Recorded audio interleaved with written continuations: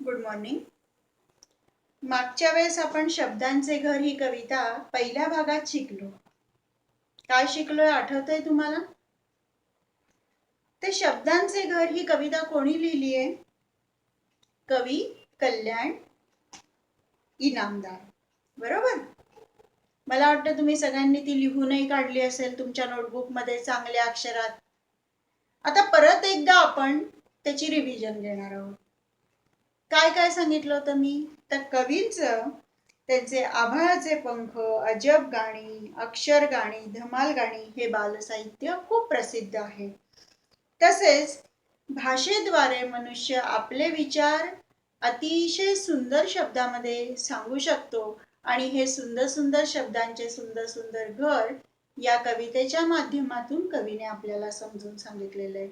आणि मी तुम्हाला घराचं पण सांगितलं होतं की घर किती प्रकारचे असतात, कोणाकोणाचे असतात, माणसांच्या घर कशी असतात आणि माणसांच्या घरामध्ये कशा कशाचा मेळ असतो, काय काय असतं. तर सगळ्या प्रकारची माणसं, मग ती सगळ्या स्वभावांची, विचारांची असतात. त्याचप्रमाणे शब्दांच्या घरामध्ये सुद्धा तर कोण कोण आहे? काना मात्र वेलांटींचा मेळ आहे, विरामचिन्हांची संगत आहे, तसेच अजून काय आहे तर हळवे हळवे स्वर त्या ठिकाणी आनंदाने गुण्यागोविंदाने राहत आहेत. इथपर्यंत आपलं झालं होतं. आता पुढचे दोन कडवे आपल्याला बघायचे आहेत. त्यापूर्वी बरंच सगळ्यांना मी पहिल्यापासून कविता वाचून दाखवणार आहे आणि ती तुम्ही पाठ करायची आहे आणि आपल्या आईला म्हणून दाखवायची आहे. सुंदर सुंदर शब्दांचे सुंदर सुंदर घर, त्यातून काही हळवे हळवे राहत होते स्वर. घरात होता काना मात्र वेलांटीचा मेळ, एकोप्याने खेळायचे सगळेच अक्षर खेळ. विरामचिन्हांची होती सोबत वरचे वर, सुंदर सुंदर शब्दांचे सुंदर सुंदर घर.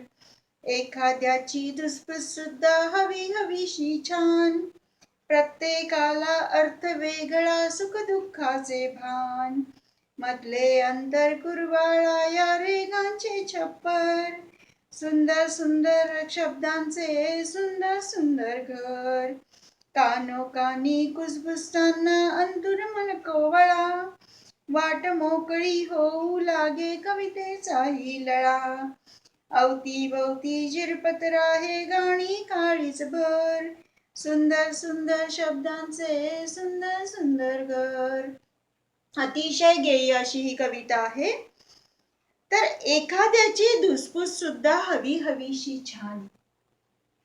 जसं माणसांच्या घरामध्ये रागावणारी, प्रेम करणारी अनेक प्रकारची माणसं असतात, तसे ह्या शब्दांच्या घरामध्ये सगळ्या प्रकारचे शब्द आहेत. त्याच्यातून कधी राग व्यक्त होतोय, कधी लोभ व्यक्त होतोय, कधी प्रेम आहे, कधी भीती आहे.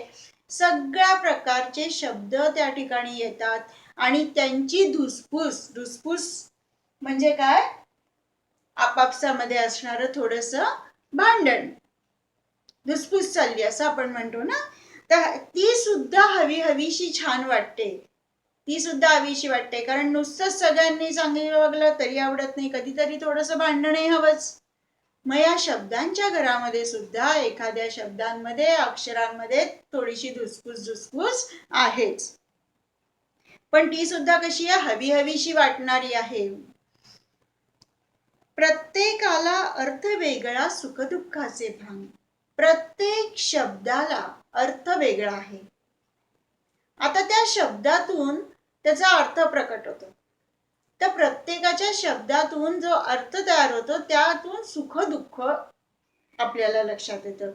म्हणजे सुखावं आहे का दुखावं आहे, अशा त्या शब्दातून आपल्याला त्याचं भान आहे. त्या शब्दांना सुख दुःखाचं भान आहे. बघा, आता तुम्हाला वर्गामध्ये तुम्ही आहात, तुमची मैत्रीण आहे, एखाद दिवशी छान तयार होऊन आलायत, वाढदिवस आहे, नवीन ड्रेस घातलेला आहे, मस्त सजला आहात, तर पटकन कोणी म्हणते किती छान दिसते ग. छान या शब्दाला सुखाचं म्हणजे चांगलं वाटण्याचं भान आहे. पण त्याच वेळेस जर एखादं असंच घाई गडबडीमध्ये काही तयार न होता एक वेणी इकडे एक वेणी इकडे, नीट काही न येता जर शाळेमध्ये आली असेल आणि तीच मैत्रीण बोलली, ए तू घाणेरडी आहेस, असं जेव्हा म्हटलं जातं तेव्हा आपल्याला काय होतं, दुःख होतं. म्हणजे त्या शब्दांमधून जो अर्थ लक्षात येतो तुमच्या, त्यातून सुखदुःखाचं भान लक्षात येतं. सुखदुःख आपल्याला कळतात त्या शब्दांमधून, आणि म्हणून प्रत्येकाचा अर्थ वेगळा आहे. मधले अंतर कुरवाळाया रेघांचे छप्पर. आता मागच्या पाठामध्ये मी सांगितलं होतं की एखादा जर शब्द असेल, समजा तुम्हाला अंकुर हा शब्द दिला, तर त्या अक्षरांना मधलं हे 3 अक्षरांमधलं अंतर जर समजा एकत्र करायचं असेल तर ते रेघांचं छप्पर आहे. त्या ठिकाणी जसं घराला छप्पर असतं, छत असतं, त्याप्रमाणे मधलं रेषेमुळे तिथलं अंतर म्हणजेच ते छत आहे. शब्दांच्या घराचं छत रेघांचं छप्पर आहे. सुंदर सुंदर शब्दांचे सुंदर सुंदर घर.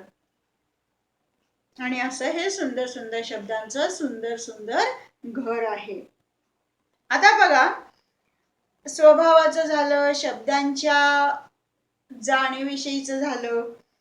पुढे कानोकानी कुजबुजताना अंकुर मन कोवळा.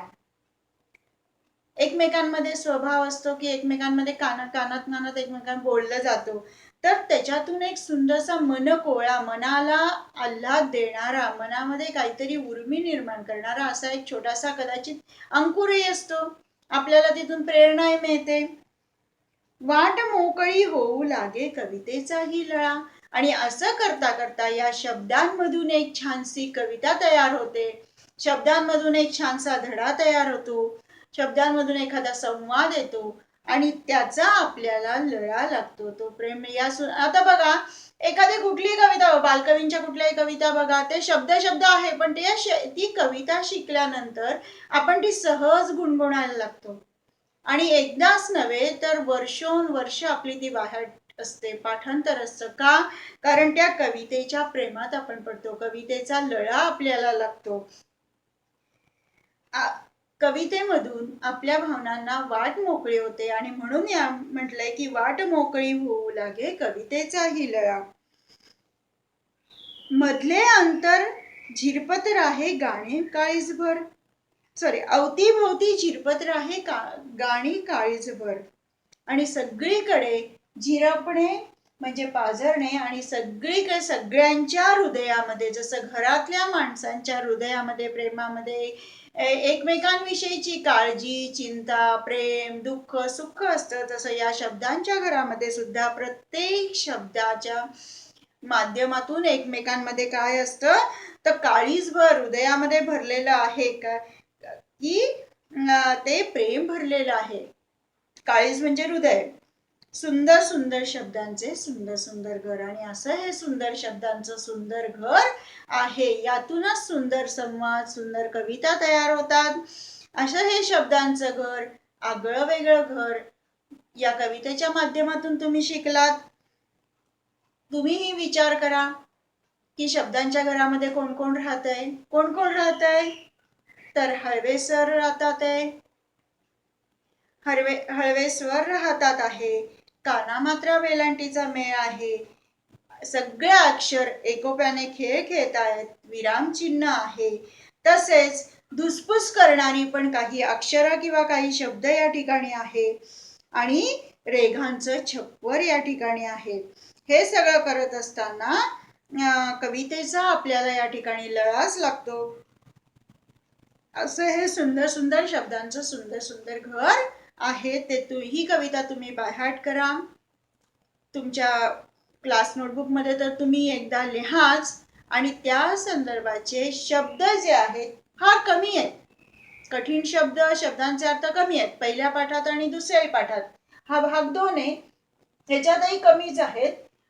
आता बघा, शब्दांचं तर भान म्हणजे लक्ष, छप्पर म्हणजे छत किंवा रूप, झिरपणे, पाझरणे, काळीज, हृदय, अशा प्रकारचे हे शब्दांच्या घरातल्या कवितेचा हा भाग 2 आहे.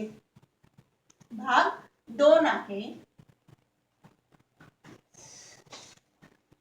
तुम्हाला समजला असेल तेव्हा तुम्ही पुढच्या वेळेस मी याचा स्वाध्याय घेणार आहे.